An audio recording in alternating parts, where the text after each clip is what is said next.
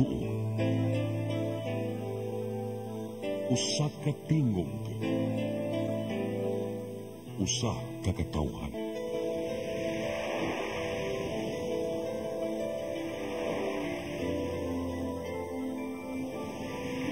Cebu Catholic Television Network.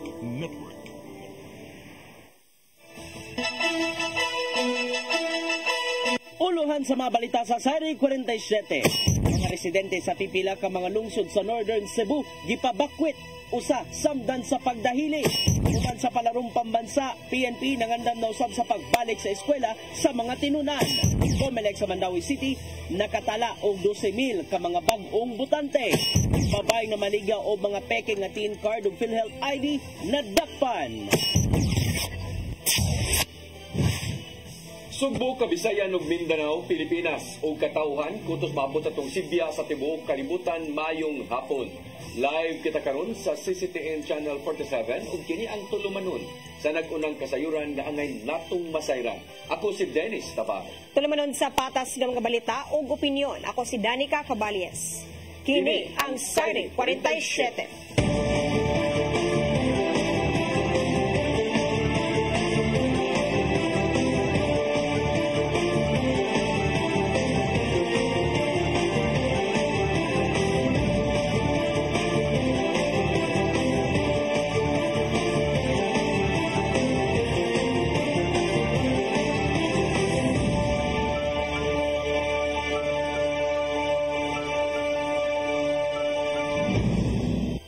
Ug karon sa kumpleto detalye sa atong mga balita, mga residente gikan sa pipila ka mga lungsod sa merang Sugbo gipabakwit tungod sa pagbaha sa resulta sa kusog nga uwan. Samtang Samaran ang usa sa human nga Samaran ang usa nga midahili ang yuta sa usa ka pribadong resort. Ang kasayuran hatod ni Gian Navarro. Nahiaguman sa Sugbo ang epekto sa kusog nga uwan niadtong Miyerkules sa hapon tungod sa gibantayang low pressure area. Sama na lang sa lungsod sa San Remigio diin nakuyawan ang mga residente sa pagsaka sa level sa tubig sa Busugon Avenue. Nagkalisod na lang sa pag-agi ang mga residente ug motorista tungod sa kusog nga pagbaha. Namakwit ang moabot sa 188 ka mga residente ug yatiman na sa mga local social welfare officers. Samtang mihiklin kadali ang moabot sa 48 ka mga residente sa lungsod sa Danbantayan tungod daw sab sa dakong baha Miyerkules sa gabi. Apan ning pagkutlo sa balita, nakabalik na sa Pinoy-anan ang mga residente human nga mihubas na ang baha. Mayo na lang, walay nakit ang dagkong danyos ang ilang DRRMO tungod sa daling pagpamakwit. Sa lungsod sa Katmon, nahulpa ang bahin sa Hinagdan Beach Resort ato sa kusog nga pag-uwan. Sumapa sa kabanay sa Tag-iya nga nidahili ang yuta hinungdan nga natumpag ang riprap sa parking area. Daling gidala sa tambalanan ang nagpanday sa mong dapit nga si Ramil Tenyo human nasamdan ato sa landslide. Samtang gikabalakan sa mga residente sa Purok Riverside, Barangay Katawan, Dakbayan sa Naga ang pagdahili sa yuta sa ilang dapit. Tungod lang usab kini sa walay hunong nga pag-uwan sukad nitong Lunes. Mao kini ang mga namonitor sa Cebu Provincial Disaster Risk Reduction and Management Office katul na sa pag-uwan sa Sugbo din matud pa dala na sa low pressure area ug hanging habagat. Sumapa silang tigpamaba nga si Wilson Ramos nga resulta kini sa subsub nga pagresponde sa ilang local counterparts. Apan sa ilang bahin, wala gyapon sila nangumpiyansa sa pagresponde tungod na sa gibantayang karon LPA. Ang local DRRS capacity din naman. Then, ang naray naka-preposition goes dito, then, in fact, kato mga previous month, conduct man tag-training. Painungtod sa PDRRMO sa uba mga residente nga musanong gyapon sa mga lagda gikan sa otoridad matag bating lakat sa panahon. Kini aron masiguro pag-ayo ang kaluwasan sa tanan. Linaw lang sa pahimangno sa local barangay nato sa community o umay mo ang safety person na sa nila. Navarro, CCTN News. Koordinasyon sa mga proyektong ipatuman na isgutan sa panagtigom sa Mandawi City, Cebu City, DPWH ug OPAV kagahapon. Ang meeting gipahigayon subay na sa pagbaha sa Mandawi niadtong Lunes sa gabi, human niawas ang Butuanon River. Ang kasayuran hatod ni Mary Rose Sagarino. Nasabutan ang pagpakigalayon sa usag-usa kung adunay ipatuman nga mga proyekto sama sa drainage lines o giimplementar ngadto sa mga dagkong sapa nagtadla sa Mandawi ug Cebu City. Kinigiingong importante aron mahisubay ang aksyon kabahin sa tinguha nga pagsulbad sa baha. Synchronize kay di man na mahimo nga nagsigitag trabaho nga ristaas nya wa sa nato trabaho ang ubos. Kinahanglan gid nga synchronize ang project sa implementation. Kay like for instance kaning sa border nato sa Mahiga, no? Ang tubig gikan sa kaning Country Mall, karing sa Rolling Hills, Maria Luisa, ana na siya guwa. So mo to gi-discuss nato nga dili mahimo nga kanirang mga sites ang atong palapdan kundili ato sang palapdan ang atong outfall. Ang meeting kagahapon gitambungan ni Cortez, Cebu City Acting Mayor Raymond Alvin Garcia, Department of Public Works and Highways ug Office of the Presidential Assistant for the Visayas. Ang panagtigom subay na sa pagbaha sa Mandawi ni adtong Lunes human niawas ang Butuanon River tungod sa kusog nga uwan sa bukirang bahin sa Sugbo. Moabot sa 352 ka pamilya gikan sa tulo ka apektadong barangay ang gibakwit ni adtong Lunes. Gipahibaw usab ni Cortez nga gitinguha nila ang pag-establisar og gabion dams ngadto sa bukirang bahin sa Cebu City aron makontrolar ang tubig nga dili gilayon mo diretso sa Mandawi. Okay, ang gabion dams good makakontrol na siya sa flood flow. At the same time makahatag na siya na water retention, no? We keep on complaining. Ang Cebu grabe na kayo ang salt water intrusion nga ang parat nga tubig ni kuan na gyud. So with these gabion dams makatabang ni siya kay imagine ug na kay mini gabion dams ang aquifer ana makuan, no, mapulihan tong mga gisigi na tog extraction. Mary Rose Sagarino, CCTN News. Kapin 3,000 ka mga delegado sa palarong pambansa ang ania sa mga biliting area nga gihatagan karong seguridad sa kapulisan. Full alert status magpabilin samtang aduna pay bisan usa ka atleta nga naapa sa dakbayan sa Sugbo. Ang kasayuran ihatod ni Arnold Bustamante. Doon na pagkapin sa 3,000 ka mga delegado sa palarong pambansa ang naapa sa mga militing area nga gihatagan ng seguridad sa kapulisan sa Dakbayan Sugbo. Sa dato sa kapulisan maabot sa kapin 13,000 ka mga atleta ang misalmot sa palaro. Wala pay labot nini ang kapin usab sa 8,000 ka mga staff sa mga rehiyon o mga opisyal sa Department of Education nini. Mato ni Police Colonel Ernie Dalugdog, hepe sa Cebu City Police Office, nga gitahasan na lang niya nga mubantay sa mga atleta mo ang mga personnel sa police station kung asa nasakop ang tunghaan nga gihimong gipuy-an sa mga delegado. Gitakda nga og mga adlaw mamauli na silang tagsa-tagsa ka mga rehiyon ng mga atleta ug tungod nini nga samtang naapay bisan usa ka atleta sa Dakbayan Sugbo dili pa sila manugak sa lang seguridad ug dili pa sila mulibka silang full alert status. After the closing ceremony ato na silang gi-advise na maguli na kay wala naman itong mga playing venues unya billeting quarters na lang na as of 7 p.m. kagabi napay more than 3,000 ka mga athletes, delegates na napa sa mga billeting quarters. So ang mag-provide og security ato kanilang atong mga personnel coming from police stations. Full out na sabi Dalugdog ang kapit sa 180 ka mga personnel gikan sa Regional Mobile Force Battalion 7 nga giugment sa 30 ka mga sports venues ug 20 ka mga billeting areas. Sa wala pa sila ibalik sa batalyon sa lungsod sa Sibunga, gipatawag sila ni Dalugdog aron mo paabot sa ihang pagpasalamat nga nahimong malinawon ug hapsay ang palarong pambansa karon tuiga. Lakip sa gipasalamatan ng hepe sa Cebu Police Provincial Office kan si Police Colonel Percival Surilia, Police Colonel Julio Sagandoy sa Mandawi City Police Office, Police Colonel Ali Baron, hepe sa Lapu-Lapu City Police Office, gamit tabang sa pagpadalag ng mga police personnel alang sa seguridad sa palaro. We are very thankful kay wala yung mga major security issues. Wala yung mga major incident na report since from the start sa mga event. Although naalay mga ginagmay ng mga very minimal na mga security issues, pero hindi siya na-address siya sa atong mga kaugalan na pulisan sa ground. Ako nag-uot, Port of the City Police Office, ang company, ready to the right! Ready to the right! Let's go to the right! Tungod sa malang kusog na kalihukan gisunod dahil nila ang Budol Fight na may tradisyon sa kapulisan ng militar na gipangaluhan ni Dalugdug.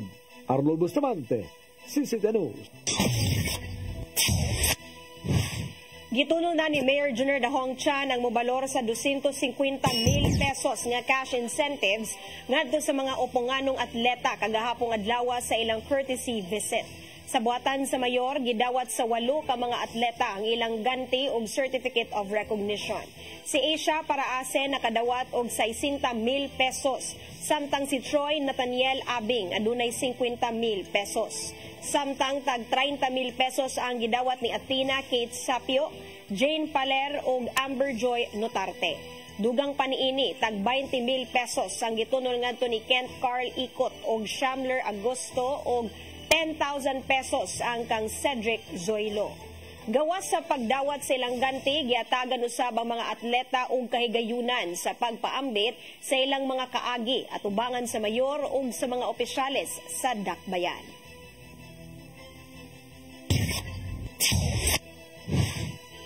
Kapulisan sa Dakbayan sa Sugbo nangandam na usab sa pagbalik eskwela sa publiko o pribadong tunghaan sa karong Hulyo 29. Human kini sa malampusong paghatag sa seguridad sa palarong pambansa.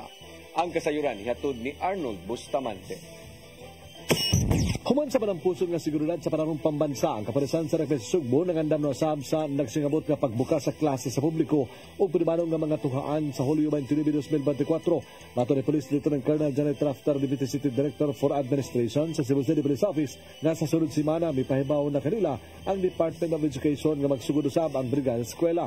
Tungo ni muhatag ang CCPO ug police personnel sa matag eskwelahan atol sa Brigada Eskwela ug andam sila nga mosuporta sa pagpangandam sa mga tunghaan labi na gyud sa pagsugod sa klase. Matuod na magsugod na punta sa another opening of classes for the 2024 to 2025. So as practice, usually kini atong mga eskwelahan, especially under the DepEd, no, magkandak kita og mga brigada eskwela. So ang atong kapulisan labi na gyud diri sa Cebu City Police Office, pinanguluhan sa atong City Director si Police Colonel Enrique Dalugdug.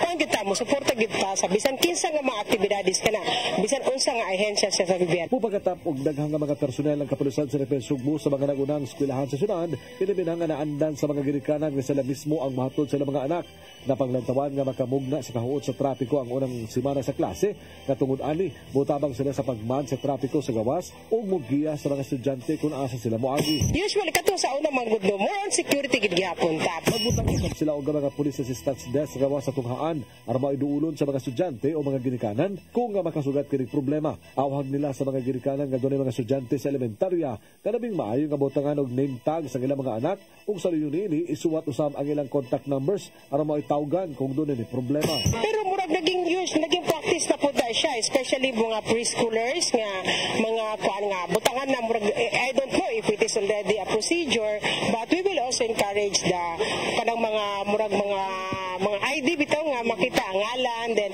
as much as possible butangan og mga contact numbers, no, kay especially good kining mga preschoolers nato nga magsugod ang bata karon sa ina kay eskwela at least 5 years old sugod nag eskwela.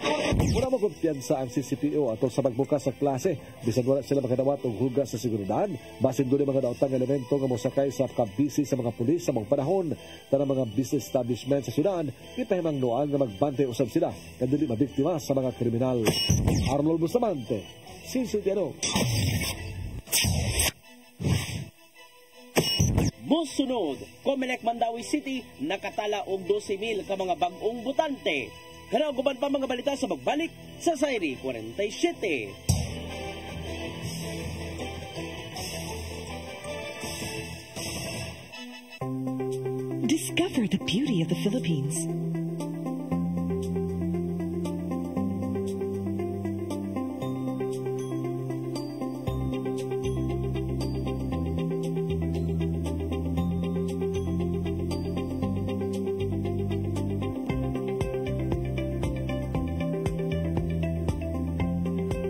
With Philippine Airlines, the country's flag carrier.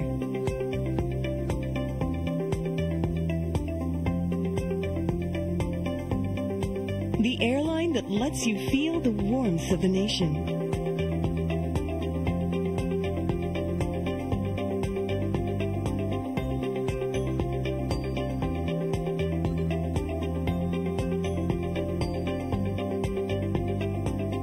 buhay.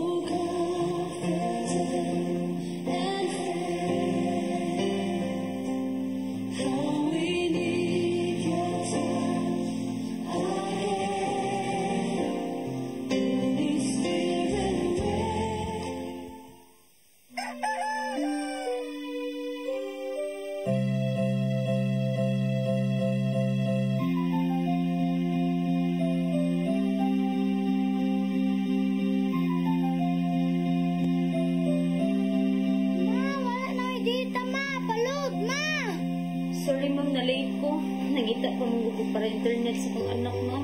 Ay, wala na yung problema. Mag-Sinisibu. Sinisibu, Sinisibu. For your internet connection. And for the signal of your cable TV. So fast and spread the transmission to your home. Sinisibu. Sinisibu, Sinisibu. Offers you to have fiber optics. For your viewing experience, perfect and clear, so fast. So great and affordable for you to enjoy. Sinisibu. Sinisibu Television Network Incorporated offers fiber to the home broadband internet bundled with fiber to the home cable TV connection. Sinisibu Television Network Incorporated with its operation in Metro Cebu and the whole province of Cebu soon. And affordable for you to enjoy. Sinisibu.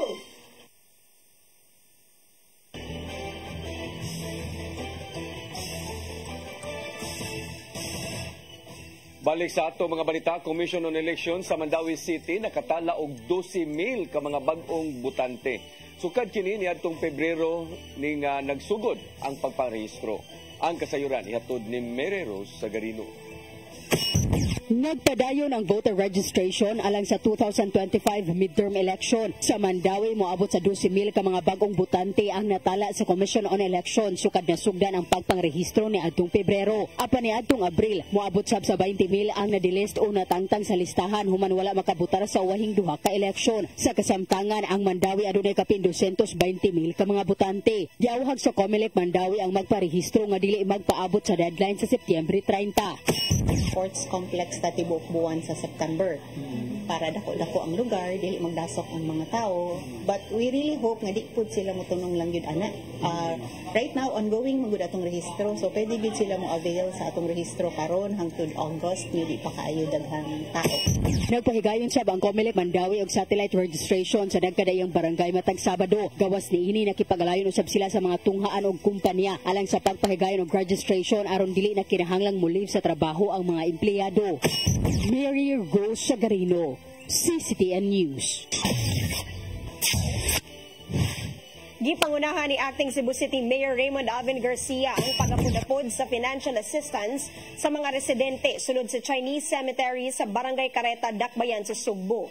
Sa 205 ka mga pamilya nga nagpalista sa Division for the Welfare of the Urban Poor kun DWUP, 170 kanila ang nagpabayad.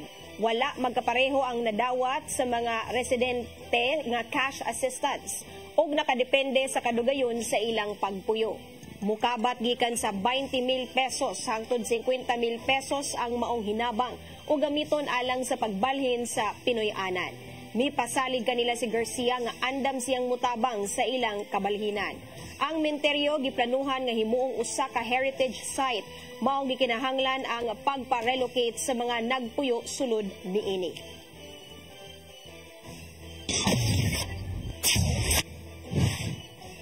Provincial Board member sa Diplahan, Zamboanga, Sibugay ug umagad niini mi-report sa Lapu-Lapu City Police Station 4 human nakawatan sud sa gipuy-an nga bilya. Mukantidad sa 1.4 milyones pesos ang gideklarar nga nawa sa mga biktima. Ang kasayuran ihatod ni Crystal Joy Filerca. Nakadawat og report alas 2 sa hapon kagahapong adlaw ang Lapu-Lapu City Police Station 4 gikan sa usa ka 56 anyos nga provincial board member sa Zamboanga, Sibugay ug sa 33 anyos nga umagad niining negosyante nga nakawatan sila sulod sa ilang giabangan nga villa. Sigon pa ni Police Lieutenant Colonel Christian Torres, ang tigpamaba sa LCPO, nga ang pamilya sa board member kasamtangang anaa sa Dakbayan alang sa ilang family gathering. Ug ato sa pagkahitabo niini, naka-check-in ang iyang pamilya sa Villa de Ciudad sa Barangay Agus. Alas 8 sa buntag kagahapong adlaw sa dihang nabantayan nilang nakawata na sila ug gideklara nila sa kapulisan nga nadala mao ang 220,000 pesos nga kwarta. Lakip usab nga nakawat ang napulo ka alahas nga mobalor og 1.1 million pesos. Nga mao ang usa ka white gold diamond ring nga nagkantidad og 360,000 pesos ug usa ka yellow gold diamond bracelet nga nagkantidad og 320,000 pesos. Nadala usab ang usa ka kwintas nga nagkantidad og 95,000, diamond bangle with diamond studs nga nagkantidad og 90,000 pesos, usa ka parisan sa diamond nga ariyos, gold nga kwintas ug singsing nga parehong nagkantidad og tag 80,000 pesos. Giapil usab sa pagkawat ang kwintas nga gold nga nagkantidad og 40,000 pesos, diamond nga singsing nga nagkantidad og 30,000 pesos ug gold nga singsing nga nagkantidad og 20,000 pesos. Matud usab ni Police Lieutenant Colonel Torres nga wala mabantayi sa pamilya nga wala nila malak ang gate ug abli usab ang bintana sa CR. Gidugang niya nga posibleng kadlawon miatake ang kawatan. Aduna hinuoy CCTV ang maong lugar apan wala niini makuha kung asa ni agi ang nangawat. Hinungdan nga wala pay kasayuran ang kapulisan sa responsable sa maong insidente ug hangtod karon nagpadayon pa ang ilang investigasyon. Crystal Joy Filerca, CCTN News. Tulo ka mga kanhi opisyal sa gobyerno dapiton sa Kongreso sa pagtambong sa sunod hearing sa isyu sa illegal Pogo Hub sa Luzon. Usa na niini mao ang kanhi opisyal sa PAGCOR nga gituang nisugot sa pag-operate sa maong pasugalan. Ang kasayuran hatod ni Gian Navarro. Naninguha ang Kongreso nga patambungon sa ilang hearing si kanhi PAGCOR Chairperson Andrea Domingo, kanhi Presidential Spokesperson Harry Roque ug kanhi TLRC official Dennis Cunanan. Sila ang gitingong resource person alang sa Committee on Public Order and Safety o Games and Amusement Panel subay na sa pagsusi sa mga illegal Pogo hubs sa Luzon. Tuyong giduso ni Kongresista Zia Alonto Adyong sa Lanao del Norte ang maong mosyon human gisugdan ng ilang investigasyon bahin niini. Sa ilang hearing kagahapon, isaysay sa mga kanhi empleyado sa mga illegal pogo kon Philippine Offshore Gaming Operation Hubs ang bati nilang kasinatian. Pipila sa mga empleyadong Pinoy ug langyaw ang gipangkulata, gipangdagmal ug gipangkuryentihan human sila misumbong sa mga otoridad bahin sa illegal nga gisudlang trabaho ingon man suway nga pag-ikyas. Gani adunay nakaplagang patay na ang usa sa mga empleyado human natagbaw ang mga tagtugod sa Pogo Hubs sa pagpangulata. Hinungdan nga gikonsiderar ni Adyong ang presensya sa tulo ka mga opisyal aron pamatud-an o dibakha ihimakak ang mao mga pasangil. Si Domingo ang giingong naghatag og lisensya aron maka-operate sa mga Pogo Hubs sa Bamban, Tarlac ug Porac, Pampanga nga kadugayan na tribukar ang illegal nga binuhatan maong girumbo sa mga otoridad. Samtang gitataw ni Roque nga wa siya nagpadagan sa mga dokumento aron tugutan ang operasyon sa maong mga Pogo Hubs. Gitataw ng daan ni kunanan nga legally registered yan ang mga panahona ang maong illegal nga pasugalan sa Tarlac ug Pampanga. Gian Navarro, CCTN News. Traffic light system nga pinasikad sa artificial intelligence sa South Road Property, Cebu City gisugdan na sa paggamit. Gitataw sa pango sa CCTO nga gitun-an ng daan ang paggamit niini diha sa kadalanan. Ang kasayuran ihatod ni Kristen Joy Filerca. Nagsugod na sa pag-operate ang traffic light system og laing bypass na karsada sa South Road Properties sa dakbayan sa Sugbo nga pinasikad sa artificial intelligence kun AI. Gitaod na ang mga traffic light sa T-junction tali sa Il Corso Avenue ug El Pardo Road sa tinguha nga magaan-gaan pa ang dagan sa trapiko sa maong dalan. Resulta kini sa pagpakigalayon tali sa Philinvest Land Incorporated ug Cebu City Government sa tinguhang magaan-gaan pa ang trapiko. Matod ni Cebu City Transportation Office Assistant Head Attorney Ken Francisco Hongoy nga pinaagi sa giandam nga bypass road, dili na magkalisod ang mga mobiyahe gikan sa F. Distel Road. Because if we will just focus on the coastal road as the primary road going to downtown, the city center, plus Independencia perhaps, and the North Reclamation area, and then ang imong destination there is naaraday ka diri sa downtown or there is uptown. Then might as well use the bypass road.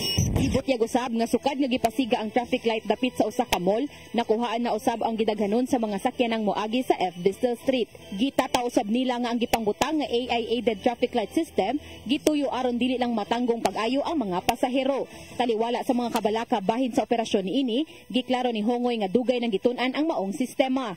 Nagpahigayo na silang daan og halapad nga traffic study sa SRP aron masuta ang traffic time nga mga agi dapit sa SRP. Nakita nga positibo ang feedback gikan sa mga motorista.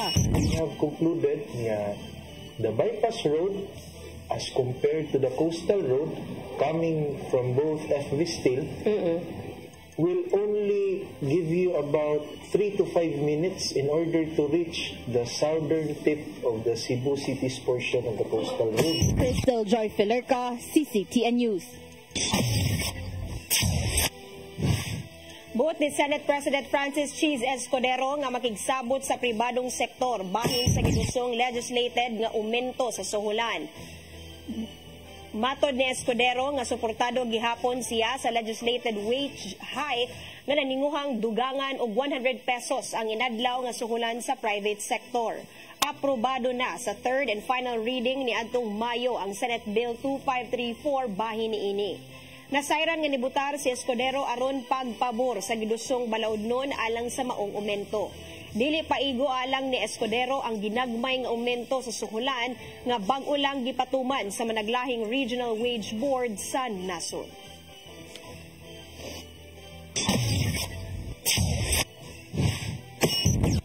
Musunod, babay na maligya o mga peking team card ng PhilHealth ID nadakpan. Kanang guban pa mga balita sa pagbalik sa Sairi 47.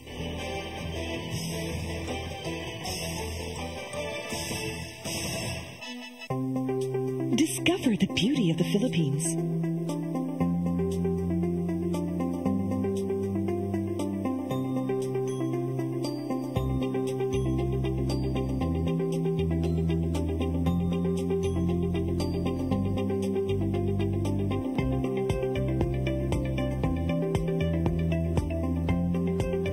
with Philippine Airlines, the country's flag carrier.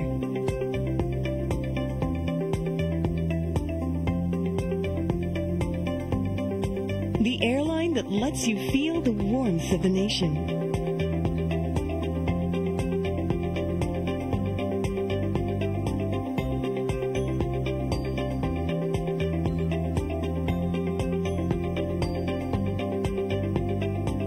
Mabuhay.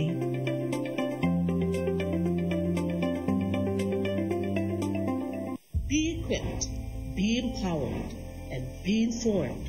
CARIS Philippines. 2 national events will be held in Cebu City this year. First is the CARIS National Leaders Conference, a gathering of spiritual directors, diocesan coordinators, and all leaders of charismatic communities on July 27 and 28, 2024 at the IEC Convention Center. For this first ever gathering of CARIS Philippines leaders, Moses Catan and June Cruz will be joined by renowned CARIS international speakers Shane Bennett and Cyril John. The event will be hosted by Couples for Christ in Cebu with the theme, You Will Be My Witnesses, Acts chapter 1, verse 8.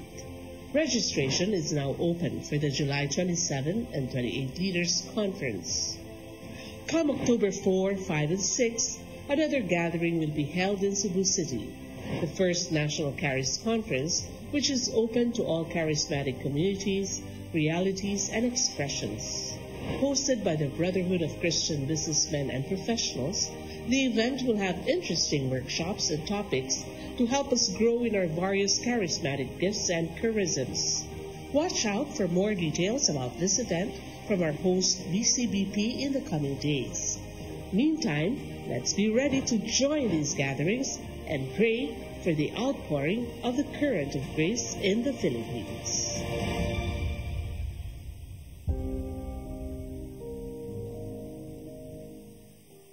Holy Spirit,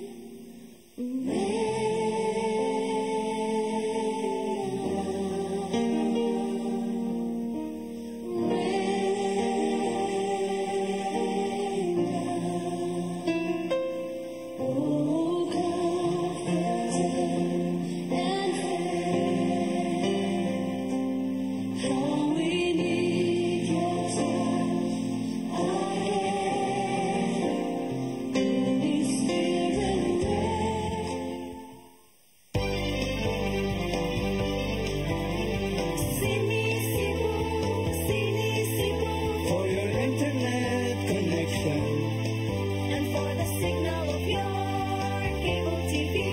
so fast and spread the transmission to your home. Sini Cebu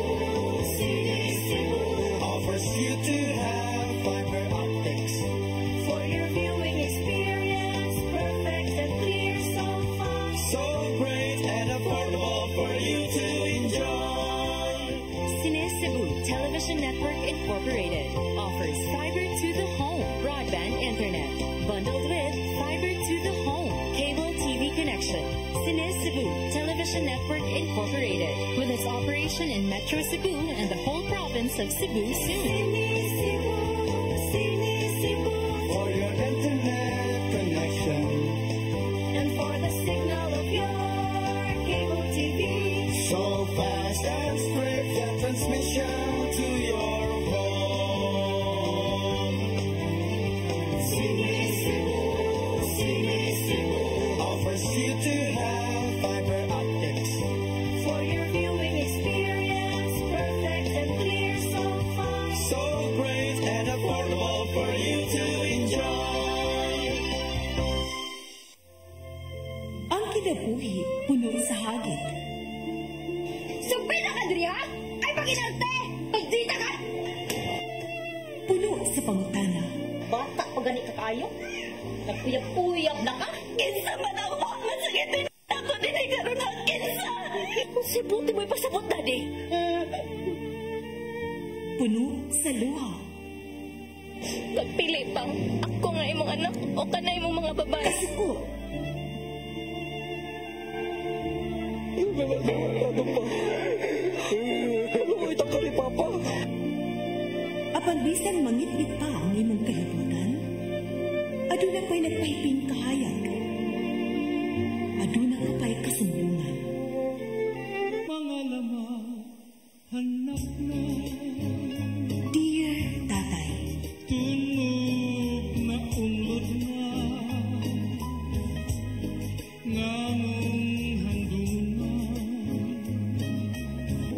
Wailain paagi aron masabtan naton ang Biblia.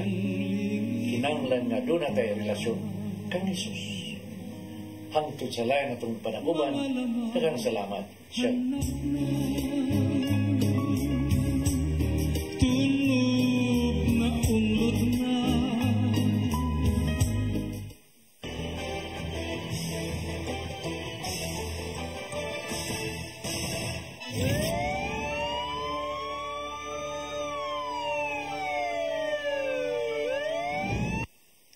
Balik sa atong mga balita, babae na dakpan sa mga operatiba sa NBI-7 tungod sa giingong pagpamaligya og mga piki nga TIN card o naman PhilHealth ID. Giangko niya nga nabuhat kini tungod sa kalisod. Ang kasayuran ihatod ni Gian Navarro. Sikop kining babay sa mga operatiba sa National Bureau of Investigation 7 atol sa operasyon nitong Hulyo 15 sa gabi sa Purok Gabison, Barangay Lagtang, Dakbayan sa Talisay. Gipasanginlan si Geraldine Tausa nga namaligya og mga peking PhilHealth ID og tax identification number kun TIN cards sa online. Ang modus na maligya og mga binultong ID card sa social media isip reseller nga halos maumaw rasab ang itsura sa original nga specification. Ang nakalahi lang sa ding iskan ng QR code ilabi na sa TIN card, website lang sa Bureau of Internal Revenue ang makita. Gibaligya among mga card sa kantidad nga labing minus 180 pesos matag usa.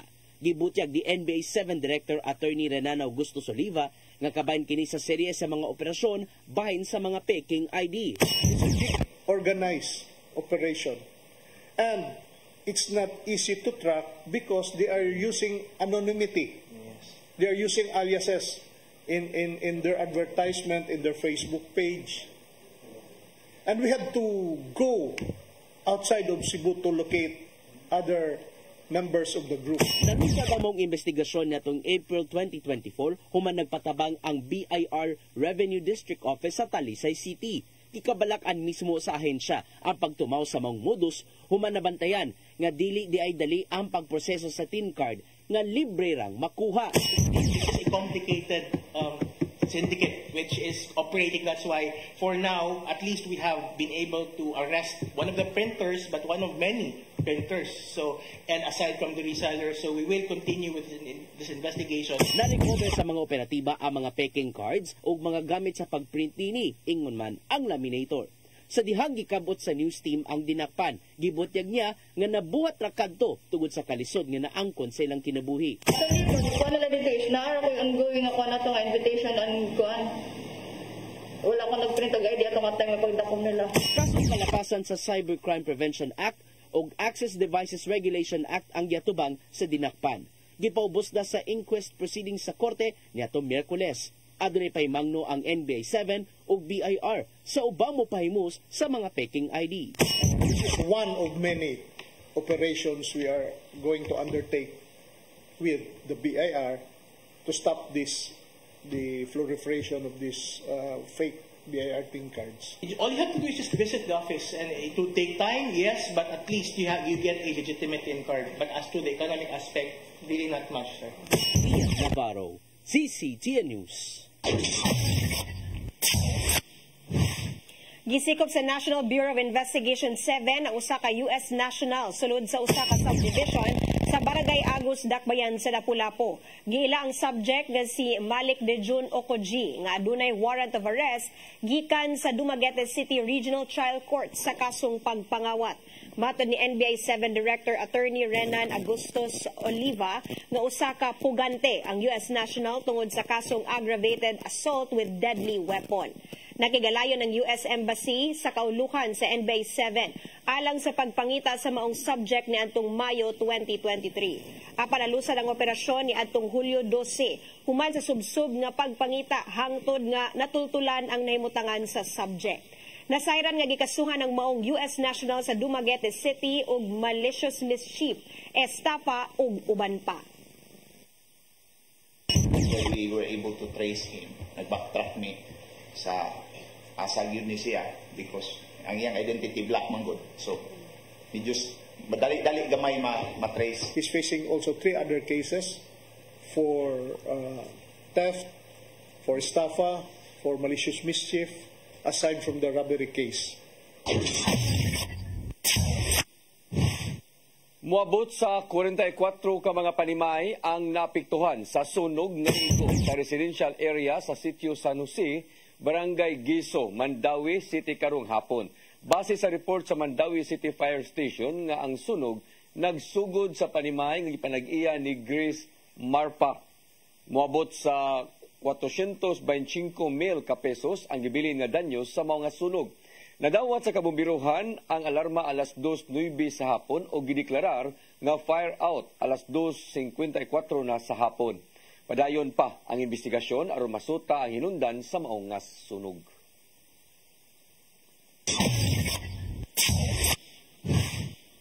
Mo kadto naglangkob sa atong mga balita sa Sayre 47, ako si Dennis Tabar. Ako si Danica Caballes, hangtod ugma sa inyong paboritong tulumanon.